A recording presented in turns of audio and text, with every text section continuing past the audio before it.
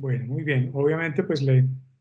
agradezco a la Corporación Reconciliación Colombia por este espacio, del mismo modo en el que le agradezco a la Fundación Pro Bono, de la que nuestra firma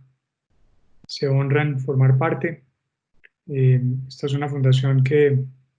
de alguna manera se ha convertido a lo largo de estos ya 10 años en los que hemos participado en un canal para permitirnos de manera ordenada y de manera eficaz darle espacio a nuestros abogados y a nosotros mismos para que puedan cumplir con esa función social de la profesión. Los abogados tenemos un compromiso con la sociedad a la que pertenecemos y en particular haber suscrito la declaración pro bono y formar parte activa de la fundación eh, conlleva un compromiso que ejercemos todos los años con el mayor entusiasmo, que consiste en destinarle un número de horas por cada abogado de la firma a las causas pro bono, a las causas importantes de las personas que de otro modo no podrían tener acceso a apoyo jurídico para resolver sus causas o sus diferencias o sus necesidades de orden legal. Y eso pues también nos ha permitido en otras dinámicas y en otros espacios este tipo de ejercicios como el que hoy estamos desarrollando. Y obviamente pues como le decía Ana María Torres y Ana María Arboleda y a Sebastián González antes de comenzar, pues es muy estimulante que nuestra voz pueda llegar a sitios inimaginados e inimaginables y que idealmente pues este conocimiento que deriva del ejercicio profesional de tantos años pueda representar algún tipo de apoyo o facilitar o impulsar o aclarar la forma en que las entidades que ustedes rigen, que ustedes impulsan o fomentan, puedan cumplir o puedan cumplir con la ley y hacer uso de las prerrogativas que el ordenamiento legal les reconoce, de manera que puedan funcionar mejor. Yo pues obviamente tengo un convencimiento muy claro que las entidades sin ánimo de lucro, las corporaciones, las fundaciones y las entidades como las que ustedes representan cumplen un papel muy importante en la sociedad en general y en la sociedad colombiana en particular, eh, porque en muchos casos complementan y en algunos otros casos inclusive reemplazan o suplen algunas necesidades que de ordinario le correspondería al propio Estado asumir. Y en ese sentido, pues juegan un papel fundamental en la asignación de recursos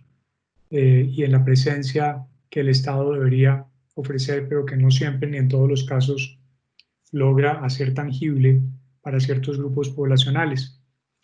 Por esa razón, pues el Estado reconoce la importancia que tienen este tipo de entidades en cuanto, como he dicho, suplen o complementan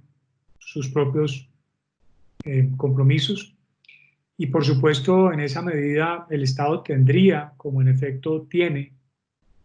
que facilitar la actuación y el despliegue del alcance de este tipo de entidades para que dentro de un marco, digamos, regulado y seguro, puedan desarrollar sus actividades con los menores costos transaccionales que resulte posible, con la mayor seguridad y con la mayor eficiencia. Y obviamente el tema que nos ocupa hoy es justamente el de uno de esos aspectos del funcionamiento de este tipo de entidades, que es el del cumplimiento de sus obligaciones tributarias. Todos los empresarios y todas las personas que de una u otra manera interactúan en nuestra sociedad y que derivan de ello o revelan a propósito de su actuación una capacidad de contribuir al sostenimiento de los gastos del Estado dentro de conceptos de justicia y equidad, pues por supuesto tienen que cumplir esas obligaciones. Y en el caso de las entidades sin ánimo de lucro, pues hay una serie de normas que señalan que si las entidades sin ánimo de lucro se ocupan de desarrollar actividades en sectores o en segmentos que al Estado le interesa impulsar, pues ciertamente no tendrían por qué destinar parte de sus recursos al cumplimiento de obligaciones tributarias, porque ello sería un contrasentido. Lo propio y lo que corresponde a una política fiscal bien diseñada es que el Estado se encargue de hacer una suerte de supervisión que le permita verificar que en efecto desarrollan ese tipo de actividades de interés general y con acceso a la comunidad,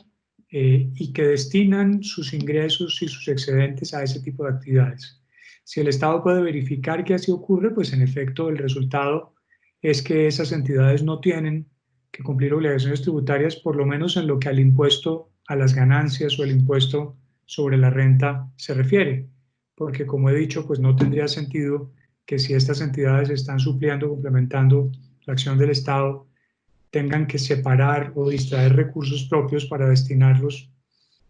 al pago de impuestos para que el Estado nuevamente decida cómo arbitrar esos recursos. Lo lógico es que el Estado directamente se encargue de desplegar unas ciertas medidas de control que le permitan verificar que en efecto las compañías, perdón, mejor aún las entidades a las que nos estamos refiriendo, en efecto desarrollan ese tipo de actividades y en esa medida pues no tendrían por qué pagar impuesto a las ganancias. Pero por supuesto el impuesto a la renta o el impuesto a las ganancias no es el único impuesto que los contribuyentes en Colombia deben sufragar. Hay otro tipo de impuestos que probablemente pueda que no tengan, digamos, una repercusión directa en los recursos que administra la entidad, como es el caso del impuesto sobre las ventas, que es un impuesto de carácter indirecto al consumo de bienes y servicios. Y obviamente el incidido con el impuesto, el afectado con la carga económica del impuesto, no es normalmente el responsable del impuesto, sino que como es lo propio de un impuesto indirecto al consumo, es el consumidor. Y entonces obviamente nuevamente las entidades sin ánimo de lucro tienen aquí una doble perspectiva de sujetos económicos, sujetos pasivos económicos de estos impuestos al consumo que ordinariamente deben pagar, o también de prestadores de servicios o vendedores de bienes, y en ese sentido de responsables del recaudo del impuesto, pero no de incididos con el impuesto, porque el impuesto se le traslada a los beneficiarios o usuarios de los servicios que prestan. De manera que, pues en este caso, pues no tendría sentido que una entidad sin ánimo de lucro, por el hecho de serlo, no tuviera, por ejemplo, que comportarse como responsable del impuesto a las ventas respecto de los servicios que presta o los bienes que suministra a la comunidad. Y en este punto, y esto hace parte de las aclaraciones previas antes de iniciar con la presentación, existe un entendimiento bastante extendido, pero no por ello menos cerrado, en virtud del cual se piensa que las entidades sin ánimo de lucro, como no tienen ánimo de lucro, no son sujetos pasivos de obligaciones tributarias. Y lo que he dicho hasta ahora deja claridad sobre el hecho de que sí que pueden serlo. En efecto, pueden terminar siendo contribuyentes del impuesto sobre la renta si no acreditan que cumplen los requisitos para acceder o bien al régimen especial o bien al régimen de no contribuyentes del impuesto sobre la renta. Y un espacio muy pequeño para aclarar lo que significa el régimen especial de contribuyentes del impuesto sobre la renta. Ese es un régimen que no está dirigido a recaudar, sino fundamentalmente a que el Estado pueda verificar que estas entidades en efecto se dedican a desarrollar las actividades que constituyen su objeto y que en ese sentido no desvían recursos a otro tipo de destinos. Obviamente, si una entidad de aquellas que pueda acceder al régimen especial cumple con los requisitos, se califica como perteneciente al régimen especial, pues al final no termina pagando ningún impuesto a las ganancias. Solo excepcionalmente en aquellos casos de ingresos o excedentes que no pueda demostrar que se destinaron a las actividades que constituyen su objeto, puede terminar siendo sujeto pasivo del impuesto sobre la renta, en todo caso a una tarifa menor, que es la tarifa del 20%, comparada con la tarifa de las sociedades comerciales, que en este año es del orden del 32%, pero evidentemente digamos que será una responsabilidad tributaria de carácter residual, porque si estas entidades se comportan como lo que son, si logran acreditar el cumplimiento de los requisitos, pues evidentemente no terminan tributando, por lo menos en concepto de impuesto a las ganancias. En lo que tiene que ver con el impuesto a las ventas, como dije, pues ciertamente pueden ser o bien responsables del impuesto por los servicios que prestan o los bienes que suministran, y en ese caso cumplir con una serie de obligaciones formales. Pero el impuesto recaudado en esos casos, pues finalmente es trasladado a los consumidores de sus bienes o de sus servicios, con lo cual se trata de una responsabilidad, digamos, puramente formal, aunque no por ello menos importante. Y hay, por supuesto, otro tipo de impuestos, tasas y contribuciones, porque en realidad, y con esto termino la parte introductoria, es importante tener en cuenta que en lo que tiene que ver con las entidades sin ánimo de lucro, no importa tanto el origen de sus recursos, de dónde derivan sus recursos, como la destinación que le dan a esos recursos. Eso lo que significa es que en muchos casos las entidades sin ánimo de lucro, corporaciones, fundaciones, asociaciones, pueden desarrollar actividades en las que inclusive compiten con otro tipo de organizaciones que se proponen fines de lucro. Y aquí el ejemplo de siempre. Las hermanas de la caridad pueden perfectamente decidir generar una fuente de ingresos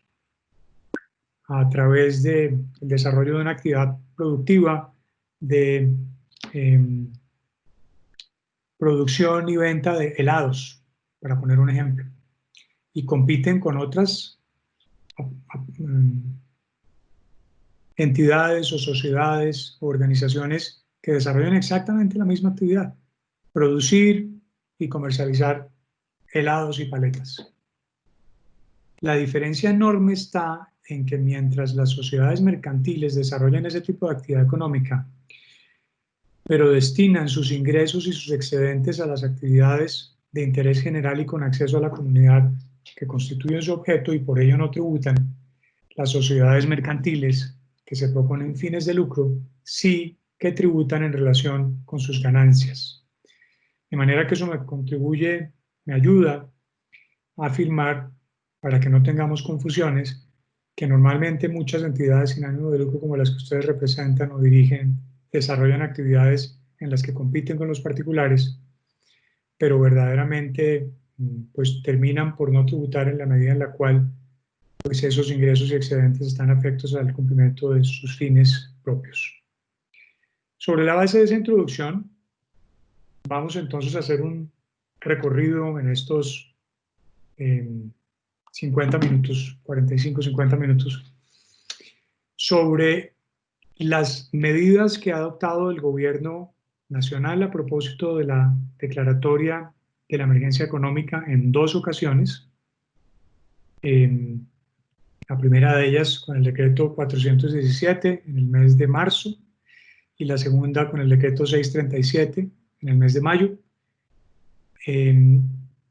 Digo, medidas que, como lo señala la Constitución y la ley estatutaria de los estados de excepción, tienen que estar dirigidas a hacerle frente a la crisis que dio lugar a la declaratoria de la emergencia y a impedir la extensión de sus efectos. Ese es el objetivo que deben perseguir las medidas que dicte el Ejecutivo Nacional en desarrollo de la declaratoria de emergencia económica, social y ecológica. Y por ello, lo que ocurre normalmente es una reasignación de las competencias que de ordinario le correspondería ejercer al legislativo. Por eso es que el Ejecutivo, con motivo de la declaratoria, puede terminar tomando medidas, por ejemplo, en materia tributaria, para crear nuevos impuestos o reformar los existentes. Solo que esas medidas deben estar directamente dirigidas a hacerle frente a las razones que dieron lugar a la declaratoria de la emergencia y a impedir que los efectos que están produciendo esos hechos se sigan extendiendo en el tiempo. Para ese efecto, como lo dice la Constitución y la ley estatutaria de los estados de excepción, el gobierno puede declarar la emergencia económica, social y ecológica por periodos que sumados en el año no pueden exceder de 90 días. Y lo que el gobierno colombiano hizo fue dictar una primera emergencia económica en marzo, en el decreto 417, que estuvo centrada en la atención de la emergencia sanitaria. Dejó pasar unos días después del vencimiento de los primeros 30 días y vino una segunda declaratoria en el decreto 617, en el que se adoptaron medidas ya dirigidas propiamente a la emergencia económica, esto es, a la emergencia derivada de los impactos que produjo la emergencia sanitaria, la pandemia, en el sistema económico colombiano. Sobre todas estas medidas que dicta el Gobierno Nacional existe un control automático de constitucionalidad por parte de la Corte Constitucional, y en las medidas que en lo pertinente puedan llegar a dictar las administraciones locales, subnacionales, bien departamentales o municipales, también existe una forma de control de constitucionalidad ejercido por el contencioso administrativo, de manera que aquí funciona muy bien el sistema de pesos y contrapesos de la Constitución, porque a pesar de que el Ejecutivo Nacional y en lo pertinente las autoridades en lo subnacional se hacen con facultades que en tiempos de paz no les corresponderían, pues ciertamente el gobierno y las autoridades son objeto de un control jurídico de constitucionalidad de las medidas que adopten y de un control político que se ejerce por parte del Congreso. Muy bien, en materia tributaria, en lo que nos concierne en la tarde de hoy, el gobierno ha dictado una serie de medidas en estos 6 frentes. Y obviamente esta charla la hemos construido sobre la base de las preguntas que ustedes han formulado en el curso de los últimos días. Y por supuesto también nos podemos referir a otro tipo de preguntas que ustedes puedan formular a raíz de la presentación por conducto del chat y que organizaremos para responder idealmente al final de mi presentación. Los 7 frentes a los que nos vamos a referir son algunas medidas de reducción de cargas tributarias o de alivio de cargas tributarias para las entidades sin ánimo de lucro. En segundo lugar, también muy importante dentro del contexto de las preguntas que ustedes mismos han formulado, otra serie de medidas encaminadas a agilizar los trámites de devolución de excedentes o de saldos a favor que algunas de las entidades que ustedes impulsan o regentan también tienen, por supuesto. En tercer lugar, como corresponde al estándar de medidas internacionales, una serie de medidas que ha tomado el gobierno en lo que se refiere a la extensión de los plazos para el cumplimiento de cierto tipo de obligaciones tributarias, bien en materia de presentación de declaraciones tributarias, bien en materia de pago de obligaciones sustanciales tributarias si las hubiera, o de presentación de información tributaria en medios magnéticos. En quinto lugar, por petición también de ustedes, vamos a hacer una referencia sumaria,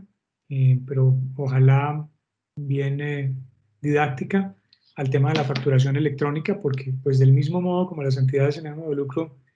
pues pueden llegar a ser responsables por obligaciones como las de administrar y recaudar y declarar el impuesto al consumo o el IVA, y eventualmente también rendir informes en lo que al impuesto sobre la renta se refiere, cuando desarrollan actividades en las que, como dijimos, compiten con los particulares, también tienen que estar sujetas a la expedición de factura, que es el sistema de control de ingresos para todos los entes económicos en el país.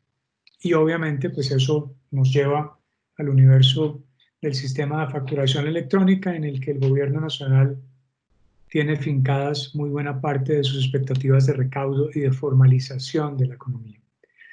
La factura en general y la factura electrónica en particular son instrumentos de control de ingresos y cumplen una función muy importante en el tráfico jurídico en nuestro país, porque permiten obviamente que el Estado pueda expandir el ámbito de formalización de las actividades económicas. En nuestro país, como ocurre en otros países de la región y en otros países del mundo quizás en menor medida, existe un enorme foco de informalidad que algunos han estimado superior al 50 y 60%, que hace muy difícil que podamos tener un control extenso y con una muy buena cobertura del cumplimiento de las obligaciones tributarias. Y noten cómo la expedición de la factura no necesariamente está atada al hecho de que uno sea contribuyente ordinario del impuesto sobre la renta, no. Está produciendo información por el intercambio con otro tipo de entes que sí pueden ser contribuyentes, que resulta muy importante para el fisco. Porque es que Colombia tiene una carga fiscal que comparada con la de otros países y expresada en términos del Producto Interno Bruto puede resultar muy baja, 14, 14,5%, pero está altísimamente concentrada, de manera que todo lo que podamos hacer por ampliar la base tributaria, por ampliar las fuentes de información y por cerrarle el cerco a la evasión es algo que tiene muchísimo valor para el Estado y para nosotros como colombianos. El recaudo de impuestos no es una función exclusiva de los empresarios, mucho menos una función exclusiva del gobierno. Es una responsabilidad que nos compromete a todos y eso hace indudablemente énfasis en el caso de las entidades sin ánimo de lucro, que a pesar de todo lo que hemos dicho, también están en un proceso, digamos, de encadenamiento con otro tipo de entes que se proponen fines de lucro, por todo lo cual también son sujetos pasivos de obligaciones en materia de información y similares. Y finalmente nos vamos a referir a algunas otras medidas que ha dictado el Gobierno Nacional y para concluir, dejarles algunas ideas sobre lo que nosotros hemos considerado que es importante que consideren a su vez ustedes frente a lo que podríamos denominar oportunidades para hacer más eficiente el manejo de la caja de las entidades que ustedes manejan, eso que hemos denominado oportunidades de optimización y que, como yo he creído siempre, no es la optimización y la racionalización en el pago de impuestos, ni siquiera un derecho de los contribuyentes o sujetos pasivos de obligaciones tributarias, sino verdaderamente un deber. Porque ustedes manejan recursos que son escasos, que tienen una destinación importante para el Estado y para la economía, y en ese sentido, en la medida en la cual hagan un manejo eficiente, van a disponer de mayores recursos que van a producir un efecto positivo en la economía, y eso encadena y legitima el objetivo de las entidades que ustedes representan. Muy bien. Esto les va a quedar, pero básicamente allí nos referimos a los decretos que han declarado la emergencia y a las resoluciones que han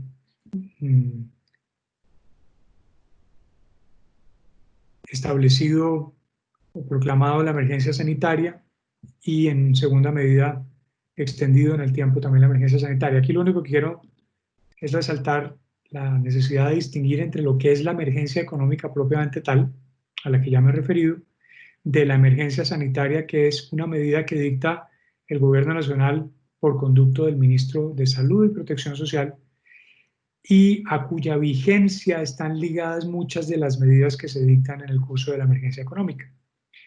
La emergencia sanitaria inicialmente rigió hasta el 30 de mayo y posteriormente se prorrogó hasta el fin del mes de agosto. De manera que por eso es importante distinguir, como he dicho, entre la emergencia económica, que rige por periodos de 30 días en primera instancia, otros 30 en la segunda instancia, y ya veremos si el gobierno necesita hacer uso de un tercer periodo, y la emergencia sanitaria propiamente tal, a la cual se supedita la vigencia en el tiempo de algunas de las medidas que se dictan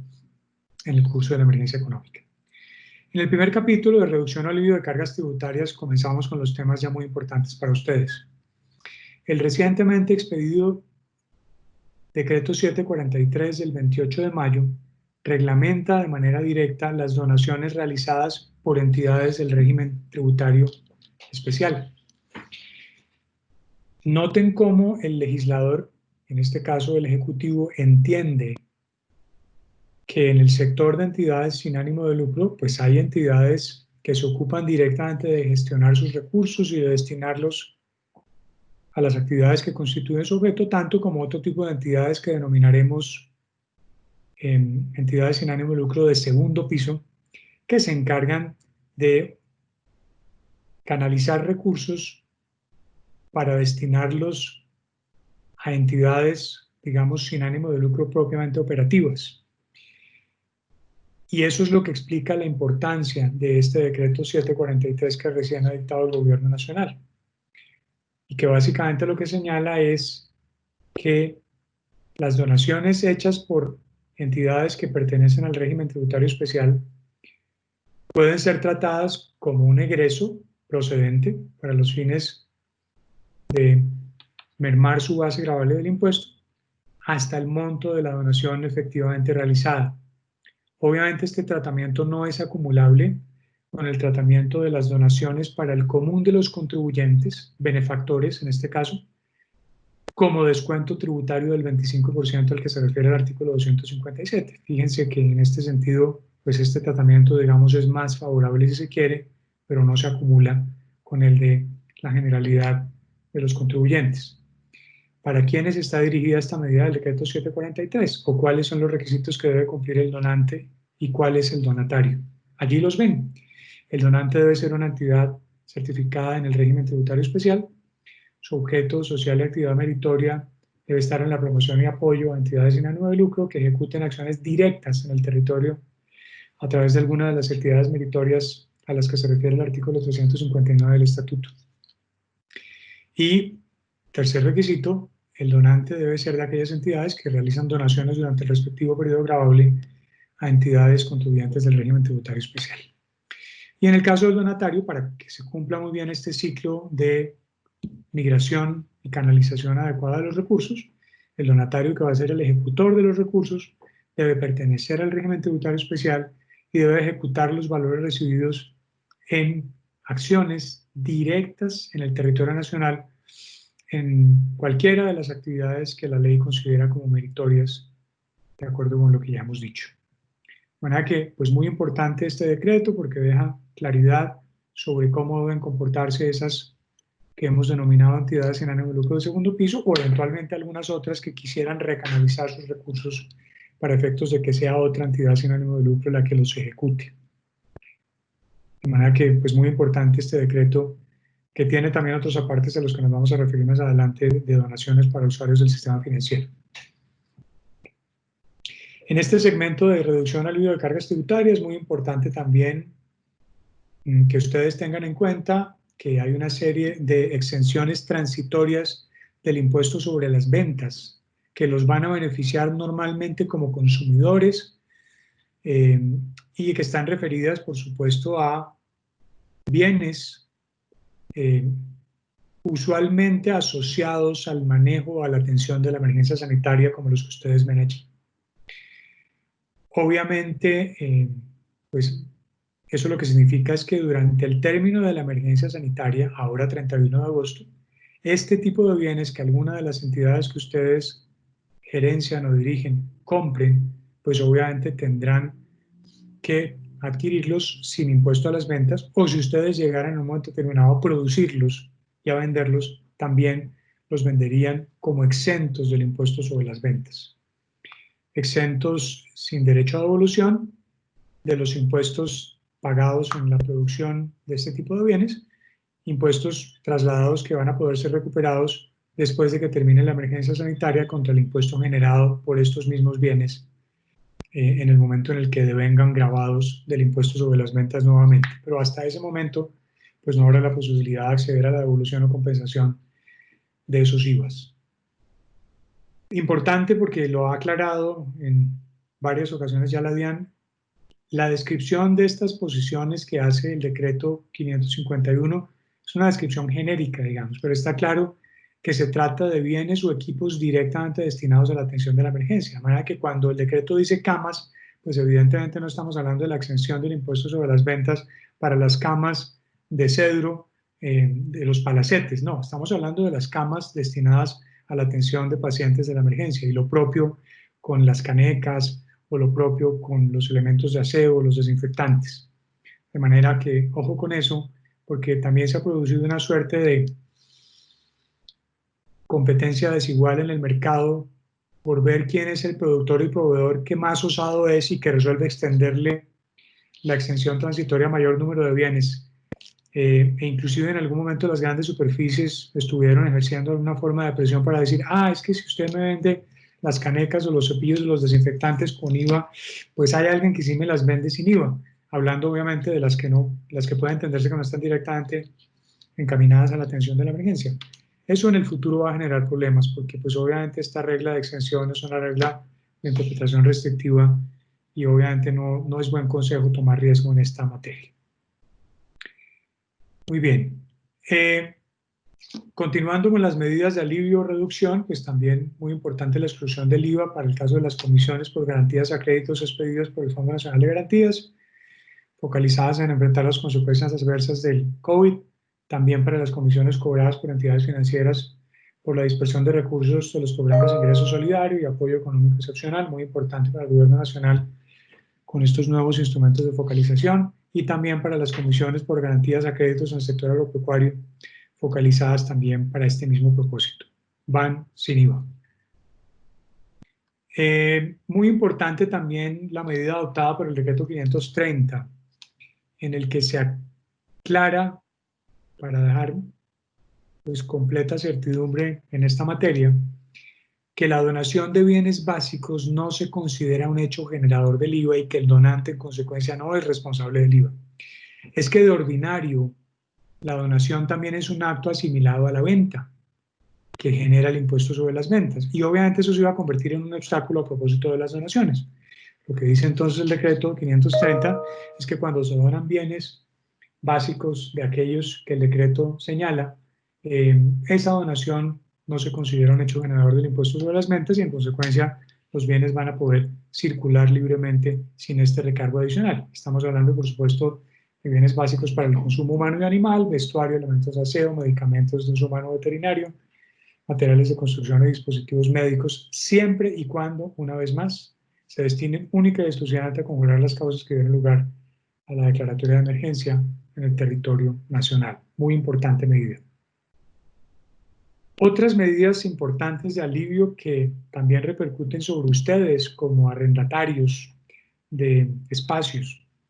La determinación que tomó el gobierno en el decreto 682 de excluir del impuesto sobre las ventas el arrendamiento de locales comerciales o la concesión de espacios o locales comerciales, medida que rige desde el 22 de mayo hasta el 31 de julio y que establece la exclusión del IVA a los cánones y pagos mensuales causados y facturados con posterioridad a la vigencia de este decreto 682.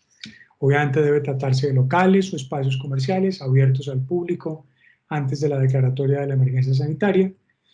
en los que se desarrollan actividades comerciales asociadas a la concurrencia de clientes en los locales o espacios comerciales, y obviamente locales o espacios que hayan tenido que cerrar por más de 2 semanas por la emergencia sanitaria. Esta exclusión del impuesto a las ventas pues no se concede para el caso de oficinas,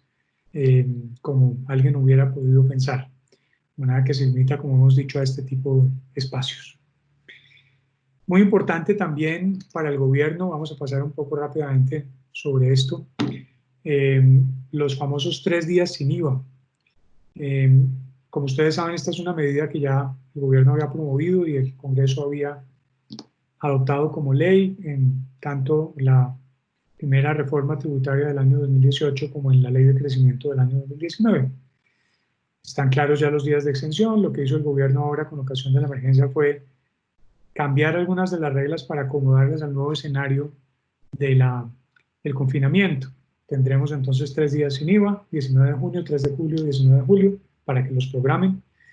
Los bienes cubiertos pues son los que aparecen allí con unos límites de entre 20 y 80 VTs. Esto pues obviamente no es para que la gente se sobreinventaríe y resuelva después distribuir, porque evidentemente la idea es que lo que se alivie sea el consumo y no la cadena de distribución. Y en ese sentido, pues obviamente esto cubre solamente bienes ubicados en Colombia que se vendan al detal, ventas al consumidor final, persona natural, siempre y cuando se cumpla una serie de requisitos en materia de facturación, entrega de bienes y forma de pago, que allí podrán ustedes ver. Muy bien. También hay algunos otros alivios en materia del 4 por 1000 o gravamen a los movimientos financieros. Hay una extensión del GMF durante la emergencia para el caso de las CESAL pertenecientes al régimen tributario especial, cuando se trata de recursos destinados a la población vulnerable por la crisis del COVID, y las entidades que ustedes dirigen pueden marcar hasta 2 cuentas con propósito exclusivo y rendir unos informes a la DIAN para acreditar que en efecto la exención o exoneración del 4 por 1000 está dirigida a el movimiento de recursos que el Estado pretende que se fomente en esta emergencia. También muy importante, pero pasaré muy rápido, la compensación del IVA a la población vulnerable. Eso moviliza pues obviamente la capacidad de consumo y el mínimo vital de las familias. Es un programa que venía impulsando el gobierno desde el inicio, pero que ahora lo que se hizo con motivo de la emergencia fue anticiparlo, y en este momento pues se están entregando poco más de 2 VTs bimestrales, equivalente como a unos 70.000 pesos, algo más, cada 2 meses, con una serie de requisitos que permiten obviamente que se controle que los beneficiarios son verdaderamente los beneficiarios documentados en los instrumentos de localización que maneja el Departamento Administrativo de Prosperidad y de Planeación Nacional. Ya otras medidas sobre las que pasaré muy rápido, muy específicas, que tienen que ver con ciertos sectores también que desarrollan actividades sin ánimo de lucro, en materia de destinación de recursos del Infoconsumo, en materia de destinación de recursos de la contribución de espectáculos públicos a proyectos hasta el 30 de septiembre del año 2021, con el interés de inyectarle recursos a este tipo de entidades. La cultura en el país en algunos casos es un negocio, no está mal que sea un negocio, pero en algunos otros casos pues es una política de Estado, y por eso es importante que los recursos puedan circular con los menores costos transaccionales que resulte posible. El siguiente segmento tiene que ver con la agilización en los trámites de devolución de saldos a favor. Este es un tema que puede resultar complejo, por eso voy a tratar de presentarlo, digamos, de la manera más ágil que me resulte posible.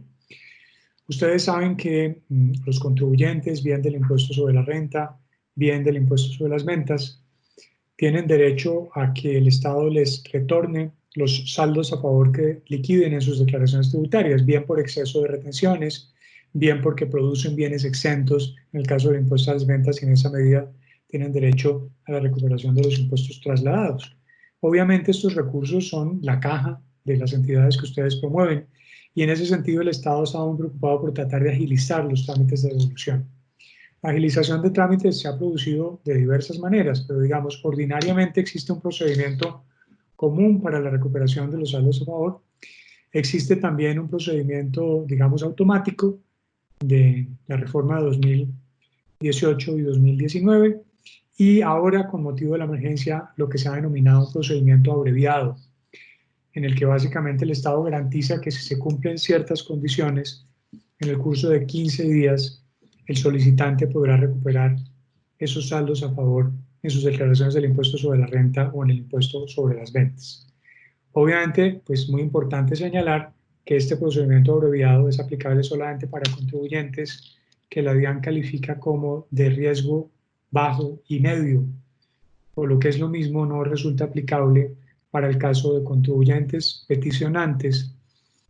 que están calificados por la DIAN de acuerdo con su perfilamiento de riesgo como de riesgo alto. Obviamente las solicitudes de devolución que estén en curso en las divisiones de fiscalización regresarán al área de devoluciones para que pueda ser aplicable el procedimiento abreviado, y obviamente pues esta medida regirá mientras permanezca vigente la emergencia sanitaria. Muy importante para que ustedes lo entiendan, el hecho de que se apruebe y se adopte un mecanismo abreviado para la devolución no significa, primero, que la devolución constituya un reconocimiento definitivo. La devolución de sobrantes nunca constituye un reconocimiento definitivo a favor del peticionante o del solicitante, porque por supuesto no evita que el Estado pueda ejercer sus funciones de fiscalización dentro del término de firmeza establecido para la declaración tributaria de que se trate. Obviamente en este caso la fiscalización va a tener lugar con posterioridad al levantamiento de la emergencia. Si no se tiene firma electrónica o se trata de una solicitud con garantía, la solicitud debe presentarse en un buzón de correo electrónico conforme aparece en esa circular interna de la DIAN a la que nos estamos refiriendo. En algunas ciudades principales se requiere cita previa, como es el caso del IVA ligado a proyectos de vivienda de interés social y vivienda de interés prioritario, al caso de las entidades de educación superior y diplomáticos, como en el caso de los pagos en exceso de lo no debido, o finalmente si la declaración de renta se presentó sin firma electrónica. Otra cosa muy importante para facilitar el proceso de devolución, no se requiere la relación de costos y gastos que de ordinario se exige para fines de que se tramite la solicitud de devolución, pero deberá presentarse dentro de los 30 días siguientes al levantamiento de la emergencia, de manera que la DIAN pueda hacer la verificación posterior. Y tampoco se requiere garantía física, que deberá presentarse dentro de los 5 días hábiles siguientes al levantamiento de la emergencia, para que si por alguna razón la devolución debiera improcedente, el fisco pueda en esa medida hacer efectivas las medidas de recuperación o resarcitorias de que se trate. Esto ha sido medio misterio, pero yo reconozco que la DIAN ha hecho un esfuerzo inmenso por aclararlo. ¿Quién es contribuyente de alto riesgo y en consecuencia no puede ser beneficiario del programa de devoluciones abreviadas? Pues fundamentalmente los contribuyentes que han tenido un auto inadmisorio sin subsanar en el impuesto sobre la renta, solicitudes con arrastre de saldos a favor por más de 3 periodos que tengan inadmisorio previo sin subsanar, también solicitudes en renta con autorretención ineficaz, solicitudes con autorretenciones del periodo que originen el saldo a favor que sean ineficaces, y también aquellos contribuyentes que tengan arrastres en IVA de más de 12 periodos, por lo cual pues obviamente pues idealmente no es recomendable hacer ese tipo de arrastres consecutivos. También quienes hayan hecho correcciones con ocasión de la investigación previa, quienes hayan sido objeto de suspensión del trámite de devolución por el año fiscal inmediatamente anterior, y también quienes tengan erogaciones con países de baja imposición en renta, si en la declaración objeto de solicitud se incluyen ese tipo de erogaciones. ¿Qué efectos tiene la calificación? Pues claramente en el caso de los contribuyentes con perfil de riesgo muy alto, suspensión inmediata por el término de duración de la emergencia, por representar un riesgo de fraude fiscal. En el caso de los contribuyentes de riesgo alto o seleccionados para auditoría, deben remitir en los 6 días siguientes a la recepción al director seccional para que revise el historial, la información exógena y endógena allí referida. Y en el caso de los contribuyentes de riesgo medio o de riesgo bajo, solo hay revisión de requisitos meramente formales, no son evaluados para la inclusión forzosa, y las devoluciones en trámite a la fecha del decreto suspendidas por requisitos no formales deberán continuar habiendo levantado dicho requerimiento. Espero que eso responda a las expectativas que tenían quienes formularon preguntas alrededor del sistema de devolución abreviada. En tercer lugar, rápidamente, vamos ya a la altura de los 38 minutos, 40 minutos, las medidas relacionadas con la prórroga en el pago de tributos con las aclaraciones previas a las que nos hemos referido. Aquí básicamente las entidades sin ánimo de lucro, pues, que pertenecen al régimen tributario especial, están en el grupo, digamos, de contribuyentes, personas jurídicas, que básicamente en lo que al impuesto sobre la renta se refiere, bien sea que se trate de contribuyentes del régimen especial o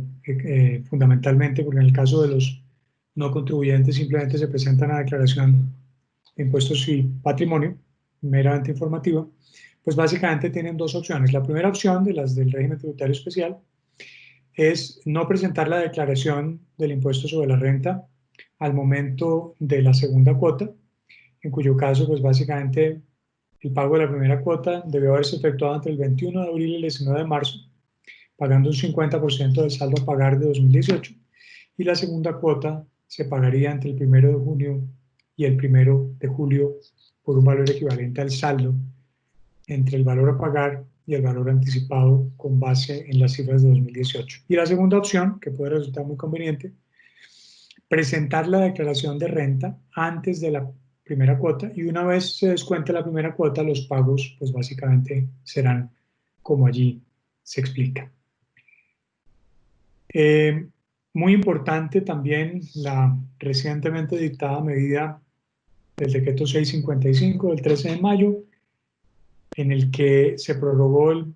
plazo para el pago de la segunda cuota del impuesto sobre la renta de este tipo de contribuyentes. Vuelvo y repito, si la tienen, a la tarifa del 20%, como saben. Básicamente, las denominadas micro, pequeñas y medianas empresas acuérdense que las CESAL también son empresas en cuanto desarrollan actividades económicas, pues básicamente hay una clasificación de micro, pequeña y mediana empresa en el decreto 1074, que establece, dependiendo del sector de que se trate, qué tipo de entidad es, y dependiendo obviamente de si son micro, pequeñas y hasta medianas empresas, por supuesto no las grandes empresas, tienen una prórroga para el pago de la segunda cuota que se desplaza más de 6 meses y que va del 9 de noviembre al 7 de diciembre de 2010, según los últimos 2 dígitos del NIT, sin incluir, como siempre, el dígito de verificación. Hay un alivio que puede llegar a ser importante para algunas de sus entidades. También medidas específicas para el caso de la declaración y pago de la cuota para el desarrollo cinematográfico, para el caso de la contribución para fiscal para la promoción del turismo, para el caso de la declaración y pago del impuesto nacional con destino al turismo, como pueden ustedes verlo allí. Lo propio en el caso de esta contribución para fiscal para espectáculos públicos de artes escénicas, donde los plazos se han desplazado, se han corrido, se han prorrogado, como ustedes pueden verlo allí. Siguiente medida, no menos importante para las entidades de ustedes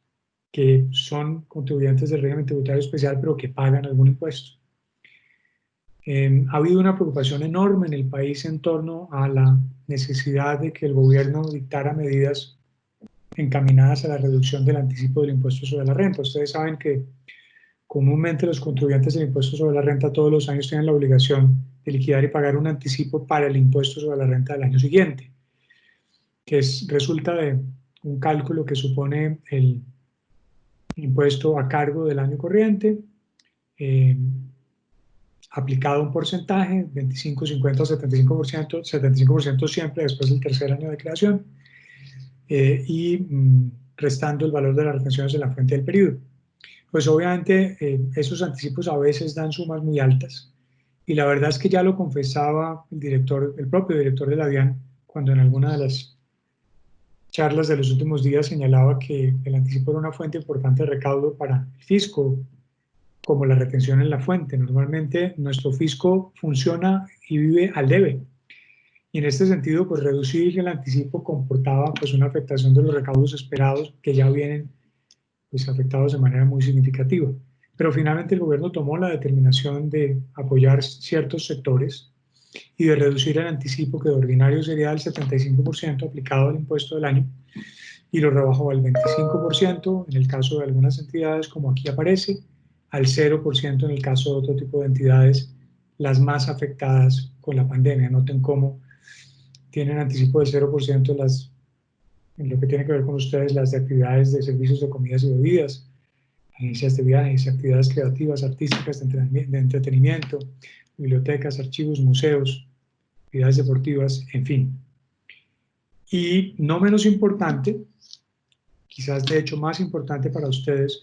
porque a veces el cumplimiento de deberes formales resulta más gravoso para las entidades sin ánimo de lucro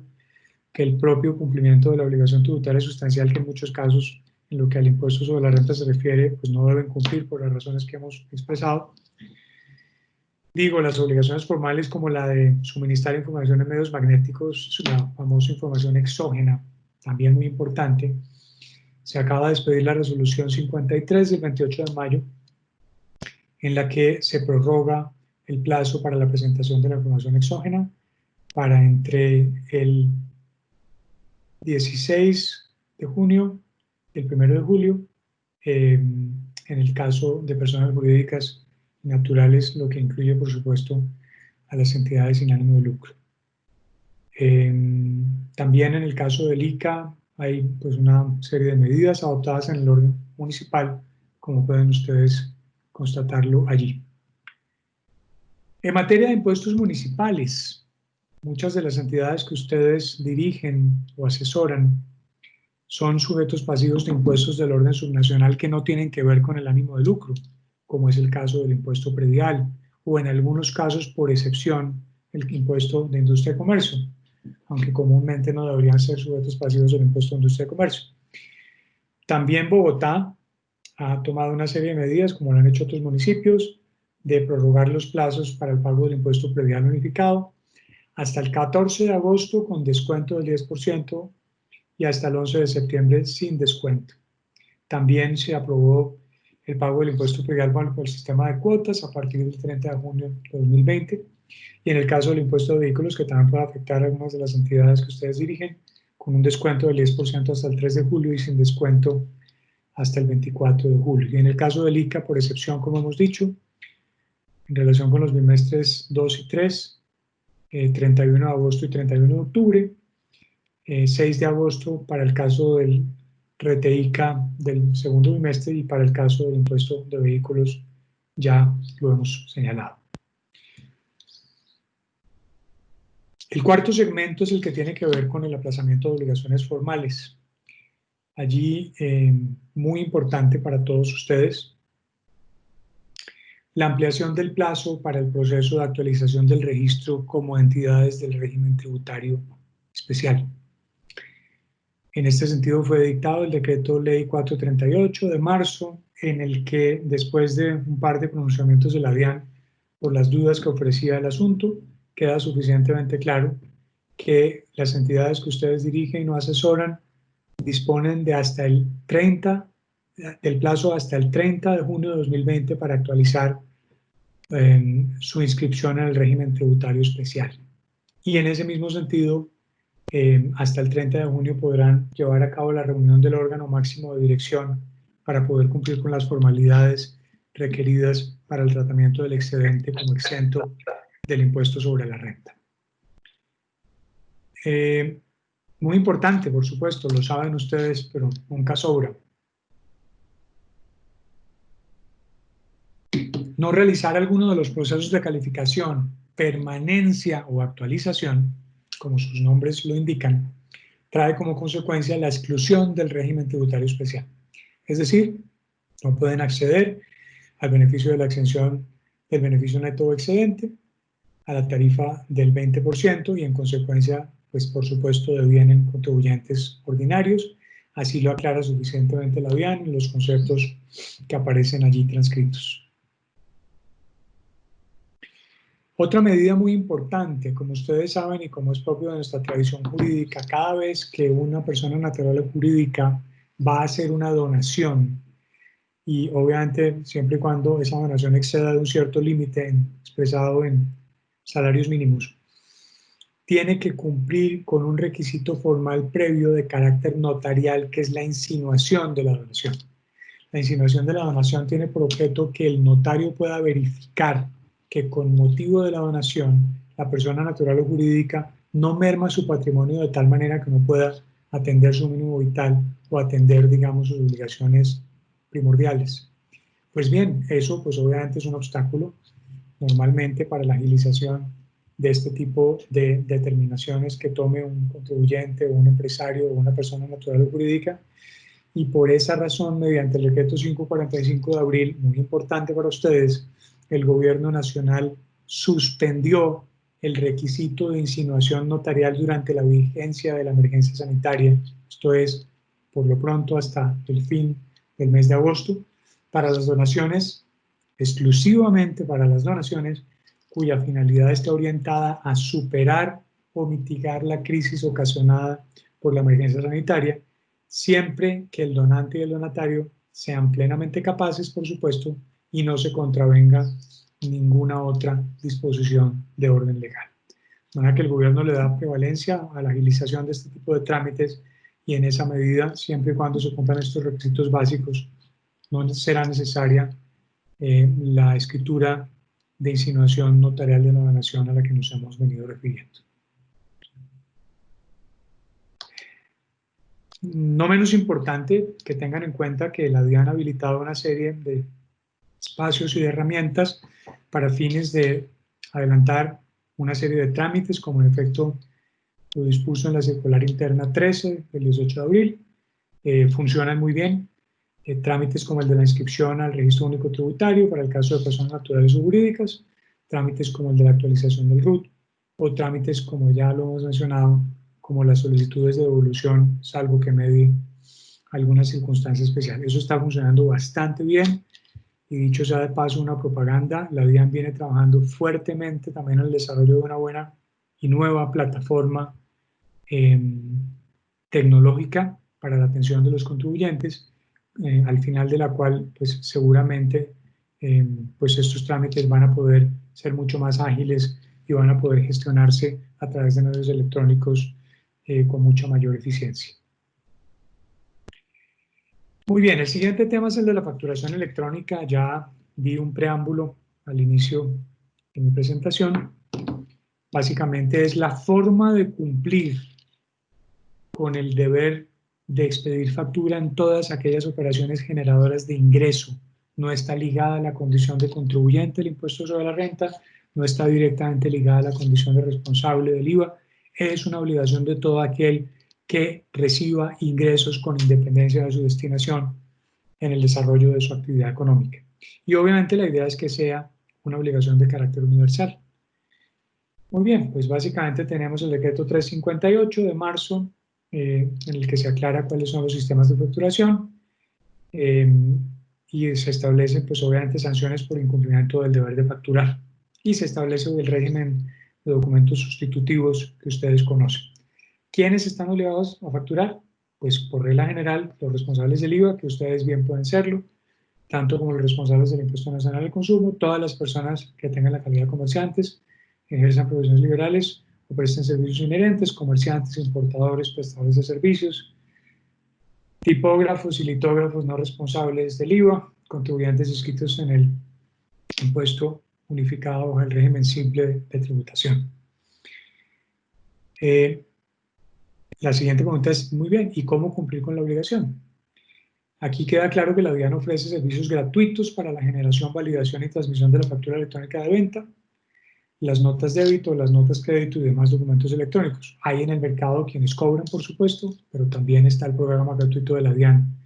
Allí tienen ustedes el manual del usuario, que podrán acceder cuando reciban la presentación, con la idea de que esto pueda ser un instrumento universal de control de ingresos y de formalización de la economía, sin que pueda argumentarse que por sus costos o su dificultad no es accesible para los agentes del mercado económico. ¿Cuáles son los efectos tributarios? Pues evidentemente solamente cuando se adjunta la factura electrónica al documento electrónico de validación firmado por la DIAN se considera que se ha cumplido con el deber formal de facturar y se tienen efectos en materia de reconocimiento de esa factura para todos los efectos tributarios. No menos importante, también hay un porcentaje máximo que podrá soportarse sin factura electrónica. Este es el camino, digamos, a la formalización. Para la procedencia de los impuestos descontables, costos y gastos deducibles, el 30% como porcentaje máximo fijado para el año 2020 se aplicará a partir de la fecha en que expire el último plazo previsto para los sujetos obligados conforme con el calendario de implementación proferido por la DIAN, es decir, entre el 2 de noviembre y el 31 de diciembre del año 2020. En otras palabras, las entidades sin ánimo de lucro, para referirnos a ustedes, que no se sintonicen con el programa de la factura electrónica, van a resultar verdaderamente imposibilitadas para desarrollar su objeto, porque finalmente no van a ser parte del torrente formal de la economía y eso les va a generar enormes dificultades. De manera que el cumplimiento de esta obligación es esencial, están los mecanismos, están los programas, está el acceso gratuito y eso debe funcionar, porque pues evidentemente, como decía al inicio, el gobierno nacional tiene fincadas sus esperanzas en que esto funcione y funcione bien, para que podamos ampliar la cobertura de la base tributaria y establecer mecanismos de control cruzado que conduzcan a una mayor formalidad de la economía. El cáncer de nuestras economías es, sin lugar a dudas, la informalidad. La reglamentación, pues básicamente está en la resolución 42 de 2020, que recoge los requisitos de la factura electrónica, reglamenta los requisitos de la factura de venta o talonario de papel, establece los calendarios de implementación y el procedimiento para la generación y transmisión de la factura electrónica o de los demás documentos a los que nos hemos referido. Muy importante, los sujetos que a 31 de diciembre de 2019 se encontraban habilitados, que expidieron las facturas electrónicas de venta, se entiende que han cumplido con la obligación formal de declarar. Los sujetos que tenían la obligación de implementar la factura electrónica de venta y no la hubieran adoptado, deberán realizar la implementación de conformidad con la resolución 42. Y finalmente, los sujetos cuya fecha de implementación estaba fijada a partir del 1 de enero de 2020 deberán realizar la adopción en las fechas que se establecen en la propia resolución 42. Para allá vamos todos.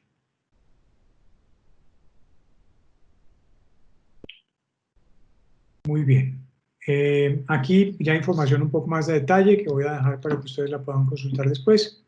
Pero vamos a la altura de los 55 minutos. El calendario de implementación para los sujetos obligados de acuerdo con la actividad económica principal inscrita en el RUT.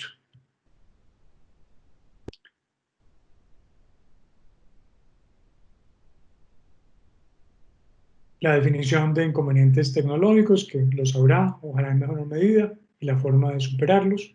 para que ustedes las puedan verificar con posterioridad. Finalmente, ya terminando, vamos al segmento de otras medidas dictadas por el gobierno en el curso de la emergencia económica que afectan a las entidades sin ánimo de lucro. Muy importante, la reglamentación de las donaciones a instituciones de educación superior públicas. Estamos en la antesala de lo que fácilmente va a ser una crisis del sector educativo, tanto de las entidades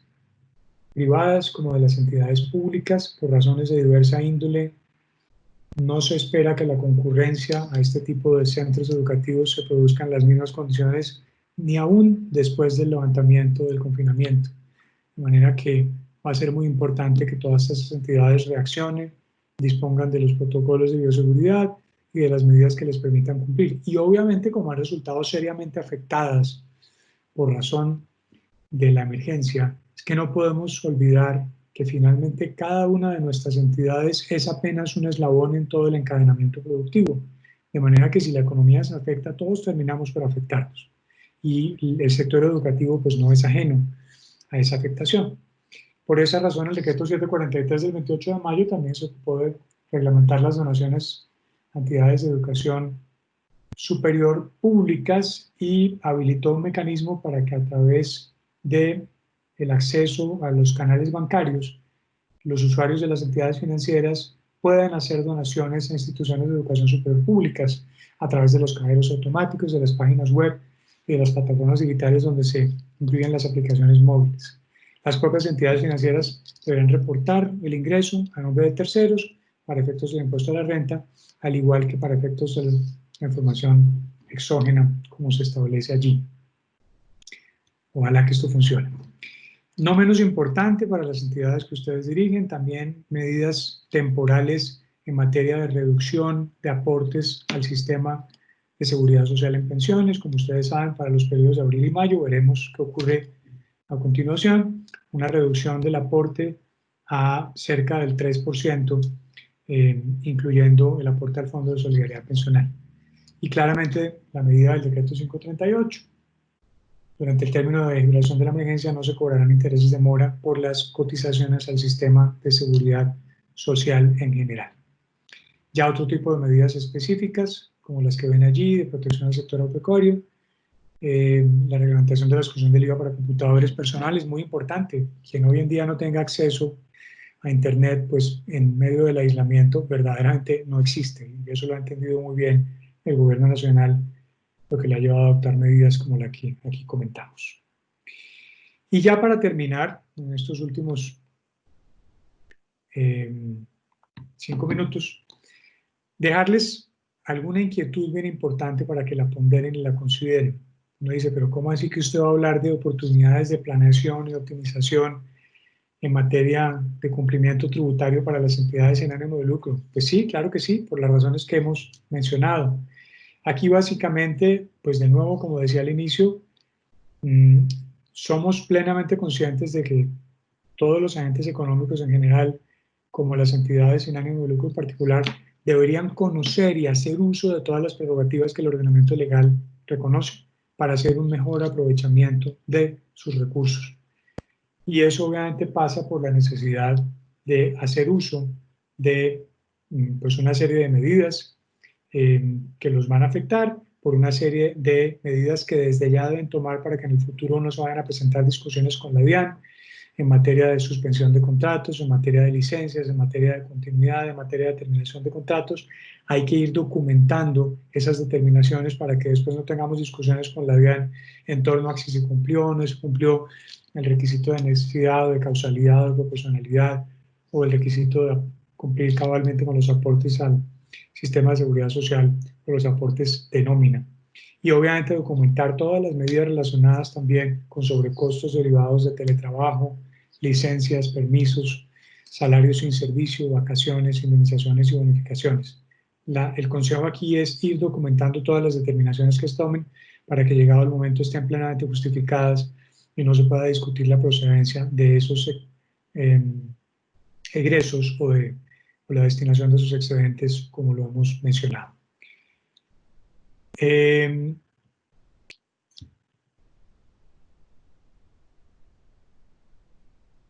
Y finalmente, cuando hablamos de posibilidades de optimización nos referimos a la importancia, aquí bueno, hay algunas primero y ya la conclusión final, tengan en cuenta la vigencia de cierto tipo de deducciones especiales para que o bien las conozcan ustedes o sus benefactores, deducciones vinculadas al apoyo a la población vulnerable, como es el caso de la deducción del 200% del valor de los salarios y prestaciones sociales pagados por contratar mujeres víctimas de la violencia comprobada, muy importante, deducción del 200% de valor de salarios y prestaciones sociales pagados por contratar empleados en situación de discapacidad no inferior al 25%, muy importante para sus benefactores, y también, no menos importante, la deducción por primer empleo, equivalente al 120% de los pagos salariales del trabajador contratado menor de 28 años sin que exceda de 115 VTs por cada empleado. Del mismo modo, recordarles la existencia del descuento por donaciones a entidades sin ánimo de lucro pertenecientes al régimen tributario especial o no contribuyentes o entidades estatales, que es el artículo 257, que pues evidentemente es la porción que pone el Estado para garantizar que funcione, digamos, también el ánimo y la solidaridad de los empresarios, un descuento del impuesto sobre la renta equivalente al 25% del valor donado, es menos que la deducción, por supuesto, pero sigue siendo un estipendio importante porque de lo contrario la expensa no podría sustraerse ni mermarse del impuesto determinado, sujeto, por supuesto, a la certificación de la entidad y el reporte a la DIAN por parte de esta.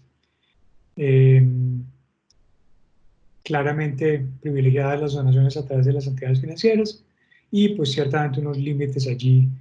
para la procedencia del descuento por donaciones. No menos importantes, los beneficios para el caso de las donaciones realizadas en control, conservación y mejoramiento del medio ambiente. Ese es un compromiso de todos. Y por supuesto también unas deducciones especiales de apoyo a ciertos sectores afectados, como producción cinematográfica, proyectos de economía creativa, inversiones audiovisuales o inversiones en infraestructura de proyectos de espectáculos públicos de las artes escénicas. Esto ya lo vimos. Finalmente, decirles que no olviden que existen una serie de mecanismos que les permiten estructurar muy bien sus convenios de colaboración o los convenios que permitan la canalización de fondos hacia ustedes para que idealmente no se incurra en el hecho generador de impuestos como el impuesto a las ventas. Solo quiero dejarles el mensaje o el sabor de que si las donaciones o las contribuciones se estructuran de una cierta manera, se puede garantizar una mucho mayor eficiencia de los recursos aportados. De manera que es muy importante que ustedes tomen una posición activa en este asunto, porque no es lo mismo recibir la donación de un cierto modo que de un modo diferente, como por ejemplo a través de relaciones colaborativas, de convenios de riesgo compartido o de emprendimientos comunes, por todo lo cual es bien importante que ustedes y sus asesores o sus administradores tomen en cuenta que también hay mucho por hacer en esta materia para garantizar el mejor retorno y el mejor aprovechamiento de los recursos que comúnmente destinan las entidades sin ánimo de lucro, fundaciones, corporaciones o asociaciones de segundo piso y que en esa medida resulta muy importante también llamar la atención de otro tipo de benefactores para que entiendan que cuando donan y lo hacen de una cierta manera, existen formas de estructurar esa ayuda de las cuales se deriva un menor desvío de recursos para pago de impuestos que legítimamente no tiene sentido que se generen cuando de lo que se trata es de maximizar el potencial de los recursos para destinarlos a las actividades que constituyen el objeto de las entidades que ustedes regentan y que son actores principales y fundamentales en el proceso de reconstrucción del país previo a la pandemia, durante la pandemia y con mucha mayor razón después de la pandemia. De manera que, pues muchas gracias por la atención que me han dispensado en esta hora ya un poquito larga y pues espero recibir sus preguntas para poder referirme a ellas. Muchísimas gracias. Doctor, mil gracias por su participación. Invitamos a todos los presentes a que a través del chat o subiendo la manito nos cuenten si tienen alguna inquietud o quieren compartir alguna inquietud.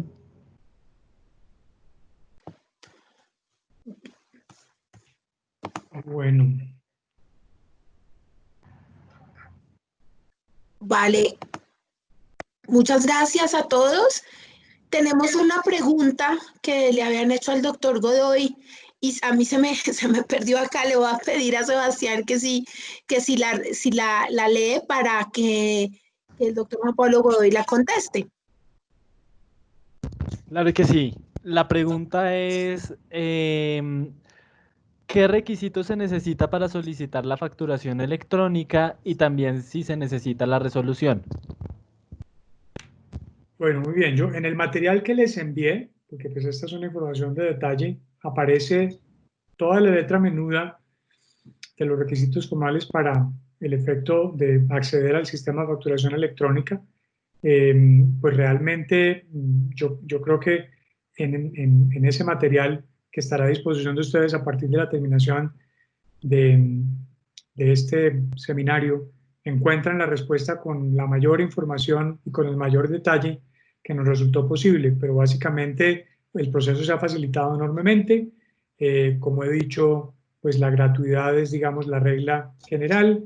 El proceso de habilitación es un proceso que se ha simplificado enormemente y obviamente, existen formas de acceder al servicio y al requisito que hacen, pues por supuesto, que nadie pueda sustraerse y en ese sentido, pues los invito a que revisen el material que les he enviado y a que si surge alguna pregunta adicional en el curso de los próximos días, con mucho gusto la formulen por conducto de la Fundación o de la corporación para que la podamos atender debidamente.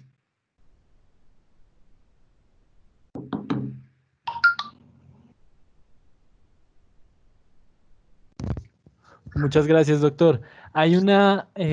otra pregunta que nos hace Reinaldo Molina que dice, doctor Juan Pablo, ¿podemos tener sanciones los empresarios que hemos tenido que entregar los locales en arriendo durante la pandemia por motivos comerciales en las ventas? Bueno, esa es una pregunta no Sí. tributaria, pero Así es. con mucho gusto puedo darles unas primeras indicaciones de lo que pienso. Bueno, realmente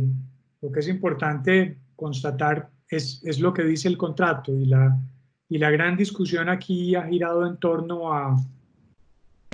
si finalmente la pandemia puede ser considerada como un hecho constitutivo de fuerza mayor o de caso fortuito por encima de las provisiones contractuales que permita que en este caso el arrendatario pueda libremente exonerarse del cumplimiento de sus obligaciones en materia de pago de canon o en materia de restitución anticipada del inmueble. Lo que yo diría a este respecto es que dependerá de una calificación de las condiciones en particular, pues evidentemente la ocurrencia de la pandemia es un hecho que pues eventualmente podría llegar a preverse, pero eso no hace que pueda en un momento determinado dejar de configurarse como un hecho constitutivo de fuerza mayor, porque ciertamente más que el requisito de la imprevisibilidad, lo que la jurisprudencia de la Corte ha señalado es básicamente que resulta mucho más importante el segundo requisito, que es el de la imposibilidad de resistirse a los efectos derivados del hecho sobreviniente. De manera que, pues evidentemente, hay que entrar a mirar en cada caso en particular lo que ocurre. Pues ciertamente yo tengo conocimiento de que algunas compañías de seguro han venido sistemáticamente negándose a pagar el seguro de arrendamiento, pero evidentemente pues quisiera pensar que ese no es un hecho generalizado. De manera que la invitación sería para que revisen lo que sostiene al efecto el contrato y en esa medida puedan adoptar la determinación que de mejor manera se acompase con las previsiones contractuales o idealmente buscar algún tipo de salida, bien en la configuración y prueba del evento constitutivo de fuerza mayor o bien buscando un arreglo, porque finalmente, y este es el mensaje más importante que yo quisiera transmitirles a propósito de esta pregunta, no hay ninguna solución, por buena que sea, como resultado de la cual pueda terminarse repercutiendo la afectación en un tercero. La idea es que tomemos conciencia de que somos nada más que un engranaje o un eslabón dentro de la cadena, de manera que no hagamos a los demás lo que no quisieran que los demás nos hicieran. Pensemos un poco en el sentido que esto tiene, tratemos de construir consensos, tratemos de buscar acuerdos y arreglos, porque finalmente pues no hay manera en que exonerarse a toda costa de las obligaciones pueda dejar de producir un cierto tipo de afectación sobre aquellos que se relacionan con nosotros. De manera que los invito a que revisen el tema y a que busquen idealmente una solución concertada más allá de lo que pueda decir el contrato o de lo que puedan decir los decretos de emergencia.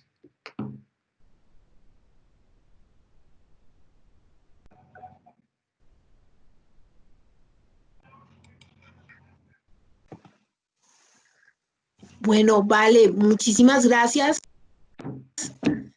doctor Godoy.